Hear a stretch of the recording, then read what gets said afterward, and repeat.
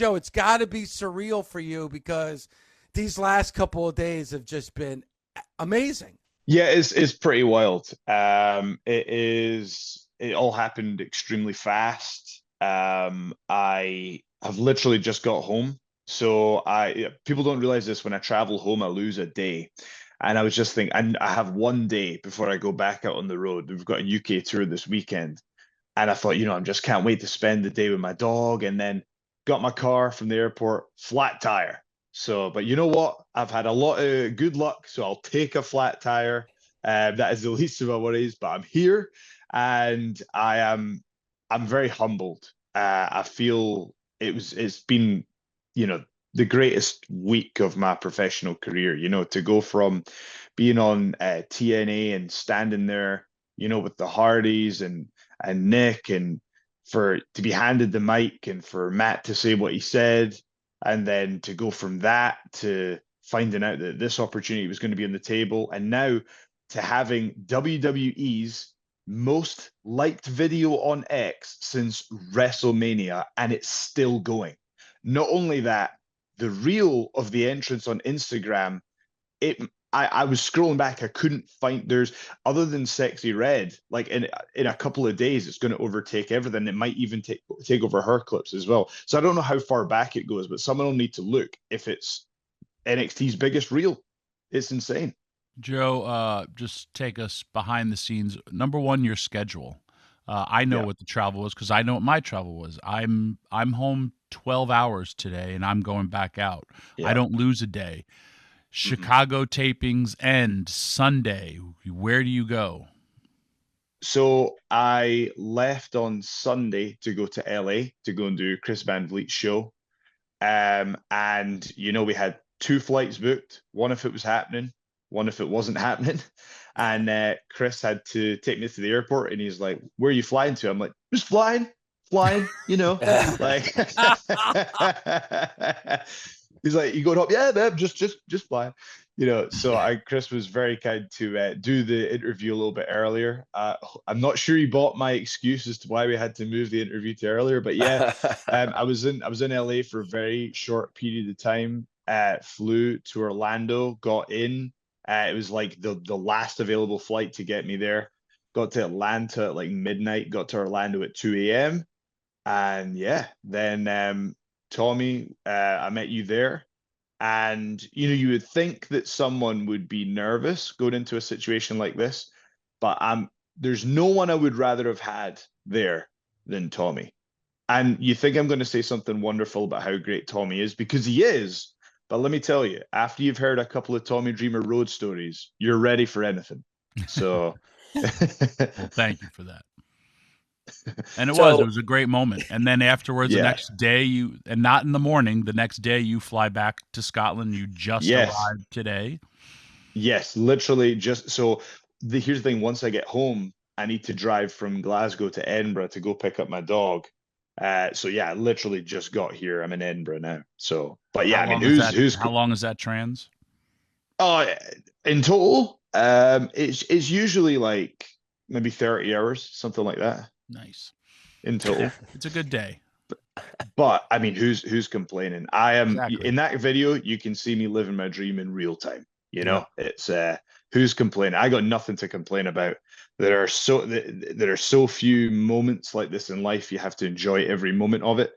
And all jokes aside, Tommy, you and I did have a conversation when you spoke to me about the importance of taking a moment to enjoy those moments and those reactions and just appreciate them when they come. So that was the weekend meant a lot to me. The conversations meant a lot to me, and genuinely, all jokes aside, having you there, like it was, you were awesome. You were Well, awesome. thank you, because I'll also go to battle for you.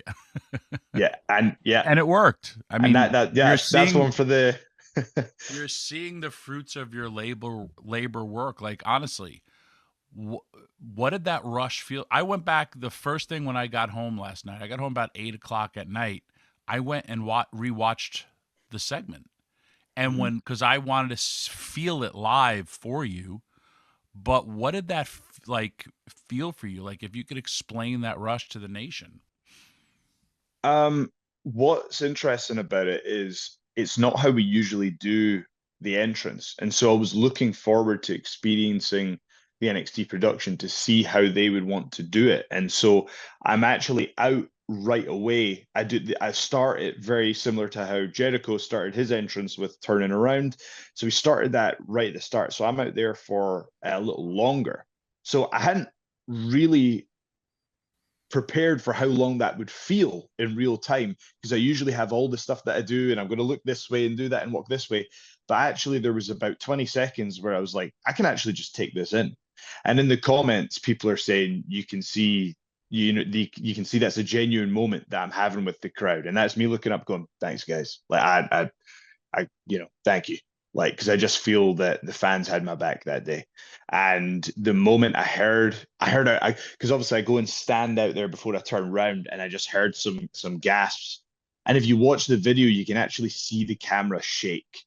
And for that to be WWE's biggest, WWE's most liked video since WrestleMania, it's to be able to do that representing TNA, it's unbelievable. I have not processed it yet. Nice. Tommy told you to make sure you enjoy the moments, and a lot of times you skip over that. And you said everything's happening so quickly, so recently, and a lot of people go, "Oh, another overnight success," but after 15 years of this, and this. Yeah. So I was there when I watched Zack Ryder force WWE to join YouTube and partnership with them, because he was thinking outside of the box and different ways to get himself to be a bigger star. What led you down this path? What are the pieces that got you to this piece right here outside of the box? What was the hard work to get this all of a sudden? It's awesome that you bring that up, because Matt is the original. Like, Matt is someone that I look up to in a lot of ways. And so he definitely laid out the blueprint for a lot of this mad behavior that I'm doing. So I think, like, for me, I think that what I've been doing for a long time is coming up with the best, most creative. I'm trying to come up with the most creative ideas possible. So, for example, if I've got an opponent, what's the funniest song I can make? What's the funniest promo I can do? And all that. I've been doing that I've been doing those videos for, God, since 25th. No, I mean, it's even earlier. I did a couple. So you're talking about 10 years I've been doing those entrances. But I think what I've been doing differently recently is I'm mixing in the factor of timing. So, for example, and you realize that timing is everything. So, for example, I knew I wanted to have a billboard with my face on it with no context, but to do it when they were running Clash at the Castle, that's when you add in the element of timing. So that's what I've been trying to learn. I've learned that timing is everything in the business. So I've been basically taking ideas that I've had and deploying them when the time is right. For example, the entrance as well. I released the entrance because it was going mega viral on TikTok, and I knew it was the right time. So it's the element of timing. So, Joe, I'm interested because we've talked about it a lot here on the show. You're at the Performance Center. You're in front of the NXT audience. You're representing TNA.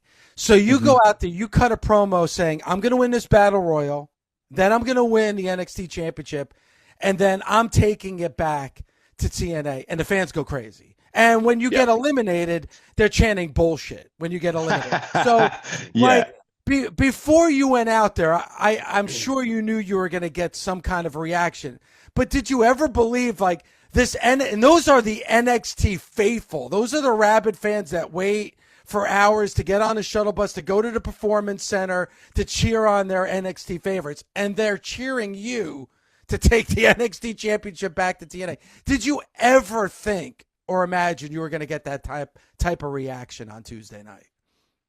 I think one of the advantages of it happening so quickly is I didn't have time to overthink that aspect of it. But to be honest, like, this has absolutely exceeded all expectations, like in all ways. Like, for the camera to shake, it was, I kind of had a feeling that I started to twig that, like, okay, this could be a bit of a moment here when there were people who work at the PC, other stars who, like, actual wrestlers and stars at the PC. A lot of them were talking about my song, and that started to get me to think. And a couple of the producers were saying they were expecting a big reaction, and I kind of just started to get this rumbling that, like, oh, more people know this song and my act and are familiar with me than perhaps I realized. So I still didn't think it would get that over, but hey, it's very hard to process because it's so new. I haven't had time to process it. Everything has been happening so fast. But it doesn't feel real. It's awesome. I feel like it's total validation, because like I say, I did music for 10 years with no success. And then recently I just had a song in the charts and I was like, damn, that was validation. And then to go out there and just have this feeling that I had something to offer the business and to go out and get that reaction. And I managed to have like a 40-minute nap and I woke up and I just woke up to JBL saying that my stuff was the best stuff he'd seen in years. And I'm just like, whoa, like he was the champ when I was getting into wrestling, it's surreal and it's awesome and it's wonderful. And I hope everyone gets to experience their dream like this. If you see like this Joe Hendry wave rolling, like I'll see that you're trending and I'll be like, what did he do? And then it's, well, first his song, and then this viral thing where people are putting your face on other things, or then the next couple of days it's you turning, which all this, like TikTok has been very influential for your career too. But Yep. like, honestly, like how does this start?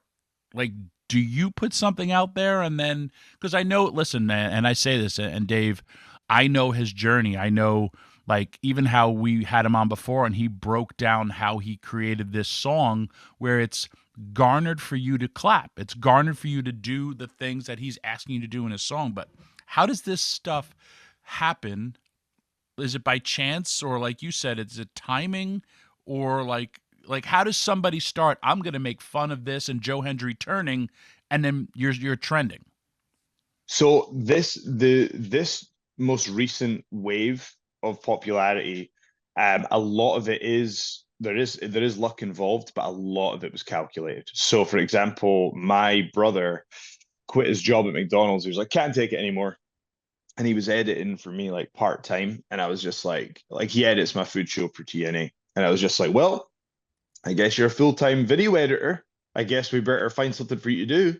So that's when we started making the meme videos, and that was picking up a little bit of steam, and that was really the reels started to build up the Instagram, and then we were noticing, oh, this type of video is getting more and that type of video is getting more. So we were feeding these videos into the algorithm, and then fans saw them and started to make them. We just wanted to make enough so that the fans would get it and start to make them themselves, and that's what happened. So we don't need to make the memes anymore. So that's one example. The other example is I have like a toolkit of a bunch of things that I know will get a reaction. So anytime someone tweets me and they're like super pissed off, like, I hate this guy, all he does is turn around, and then I will retweet them with a no context picture of my grinning face, and that seems to get a big reaction as well. So I've learned some spots that will Nice. garner a reaction. And what I do now is, you'll notice, and I believe this is how this happened. Like, so I was in Orlando. Oh, sorry, my headphones have ran out of battery here. Can you guys still hear me? Yes, sir. Okay, cool. So like I was in Orlando and we'd planned that for weeks, that I was going to go there and train with Ace Steel and Natalia. But some signs were starting to pop up in the PC at NXT with fans. And so fans started to speculate if I was going to be there. So, I just would take a picture of like my feet by the pool, that's just clearly in Orlando, but tag it as if it's in East Kilbride, Scotland, So that was, I just do little things like that. So what I'm doing is I'm throwing out little ideas, and then one of them will start to pick up a grain of truth and then become reality. So if you really look at my Twitter, I'm having fun, and then it starts planting ideas and seeds, and they can become I've realized in wrestling, that's how all this stuff has happened, is me just like having fun with potential narratives that could take place, and then look, one of them just happened. You willed that into existence, genuinely. Like you're using the algorithm, you're playing Moneyball, but we're all playing baseball here, trying to assemble our team. So I appreciate everything you've done outside of the box. What else have you been doing inside the box to make sure when this hits peak, you are good to go as can be the champion anywhere? What have you changed in your life to be ready? Because there might be an opportunity tomorrow to like, hey, we're going with you. We need you on top. Are you prepared for that? Yeah, I think that all you can do is your very best, and I know that I'm giving it my very best. You know, like there's a reason. So what's pretty cool is I just went to TNA and said, look, I want to go and do this additional training. I think it's going to be really beneficial. I want to do these additional PR appearances. Like, I actually want to not do Zoom. I want to fly to LA and do Chris Van Vliet's show, because I think that's a great opportunity for me and the company. So I'm going to the company and saying, hey, this is what I'm going to do. I don't expect you guys to cover this and take care of me. I'm going to do it. If you want to help out, great. And the company has been unbelievable. Like, TNA has came to me and says, hey, we recognize something's going on here. How can we support you and empower what you're looking to do right now? So when it comes to additional training, like getting additional knowledge, like coaches, like I feel like training with Ace Steel has been really helpful. I feel training with Natalia has been, and TJ has been super helpful. And TNA is giving me all the tools and support I need to do that. So it's basically just, I learned a lot from Moose, to be honest. Like, being friends with Moose changed my life, because I understood that, like, oh, he's successful because he treats pro wrestling like he treated the NFL, and that's really how we should all be treating it. So it's like, and here's the other thing, because like people enjoy my promos and my charisma and my entrance videos to the extent that they do, my in-ring stuff is perhaps going to be even more critiqued than it otherwise would have, because it has to stand next to what I'm known for. So I'm mindful of that. And now it's like the challenge is, right, how do you go from being entertaining in a 10-minute segment to a 20 or 30-minute segment? And that is what I'm trying to do. And Nick, maybe maybe you and I working together would be like a great way to do that, or me and Steve Macklin. And I think it's just like getting the right learning opportunities for me right now, because right now, like, when wrestling turned around for me, like, everything changed. Was I wrestled Scotty 2 Hotty in a brewery in Newcastle in front of like 250, 300 people, and I was like kind of down on wrestling at the time, but I just had the best time and the crowd loved it. And I made the decision that, like, if it never gets bigger than this, I will still give it my best. I'm committed no matter what. And when I let go of going, oh, I need to get to this place by this time, and I need to win this belt, I need to that, just stopped caring about these markers of success and just worried about the process, the success started to come. So for me, like, it's a couple things. One is I learned to love it in front of 50 people. Like, I learned to love it on a small scale. So doing it on this scale is just like a huge, incredible bonus. But I love it in small shows and like more intimate venues and stuff like that. So I've learned to love it on a even when it's like super, super small. Like, I absolutely love it. And I've just learned to try and make it a process, and I'm learning as much as I can about physique and diet and things like that. I'm just rating myself out of 10 and everything, and trying to add like a point, every 3 to 6 months. That's kind of what I'm trying to do. Well, Joe, first of all, I don't want to take too much of your time, because I know time is of the essence for you, but we want to thank you for that time. And what you just accomplished and what you just did was watched by millions of people. And the things that you have now created are being watched and listened to by millions of people. So congratulations on that. And honestly, I can't wait to see what happens next. How are you going to follow this up? So I'm really looking forward to see what's next for Joe Hendry, because I believe in you. Thank you very much. I want to say thank you to you guys for having me on. I think I can speak for Tommy. I know I'm, pretty mad at Frankie right now, but I can speak on behalf of everyone at TNA that we were treated exceptionally well. And I think this was proof that this working relationship between NXT and TNA can be absolutely beneficial for both sides. I feel like, and including Jordan as well, like I feel we've all brought it, we've all demonstrated value, and I think it's been an amazing thing for all parties involved, and long may it continue. It's an exciting time, and everybody's winning. The fans are winning as well. It's such an awesome time. And again, for me to have, WWE's most liked clip on Twitter since WrestleMania is insane. But I think I can top it, and I'm excited. I'm excited for what's next. It's awesome that you have those numbers, by the way. And one quick thing for me, you and Jordan being our representation from TNA is absolutely crushed perfectly, is what it should be as ambassadors. I'm so happy for you. It's like, I know the hard work. I know what you've done. That's why I asked you. I wanted to hear you let us know your process and everything you've been through and the extra training. When you represent TNA, it's cool to say that, but I'm genuinely on the TNA roster saying, I'm so glad Jordan Grace and you and Kaz have been our representatives there, because there's so many that are so great, and I just want to see them flourish, and I want everybody else to see you guys representing us everywhere you go. So I appreciate that very much. Thank you, Nick. You're a legend in the game, my friend. Thank you.